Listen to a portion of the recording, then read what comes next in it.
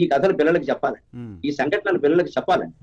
ఈ మానవత్వం పెంచాలండి. మతం కాదు, ఎంతసేపు ఎవరి మతం వారు అనుసరిస్తారు, అందరి దేవుడు ఒకటే ఏ పేరుతో పిలుచుకోవాలి. కానీ మతాతీతంగా, కులాతీతంగా, అన్నిటికీ అతీతంగా ఈవేళ మనం సాయం చేయాలి. ఏమైనా సరే పాపం అక్కడ శవం పడిపోయింది, ఎవరు రావట్లా, ఏమైపోతారు, వీధికే నష్టం కదా, దాని ద్వారా ఏమైనా వ్యాపించిన కష్టమే కదా, ఎవరో ఒకరు వెళ్ళాలి కదా. మరి ముస్లిం సేవా కార్యకర్తలు రావడం ఏంటి? ఈ హిందూ మతంలో పెద్ద ఆయనకి నలుగురు కొడుకులు వెళ్ళకపోవడం ఏంటండి? ఆస్తి ముస్లిం సేవా సమితి వాళ్ళకి ఇచ్చారా, నలుగురు కొడుకులు ఇచ్చారా? మరి వైట్ల మాణిక్యమ్మ గారు వయసు సుమారు 70 సంవత్సరాలు ఉంటుందండి. ఈ మెన్పాటి నుంచి యూత్, ఇస్లాం సంబంధించిన యూత్ క్యాప్టెన్ చాలా సౌహృదంతో వచ్చారు.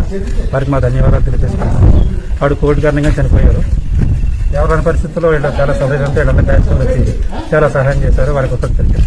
దేశమంటే మట్టి కాదోయ్, దేశమంటే మనుషులోయ్. మరి ఈ విధంగా ముస్లింలు తమ దేశభక్తిని ఈ విధంగా చాటుకున్నారు.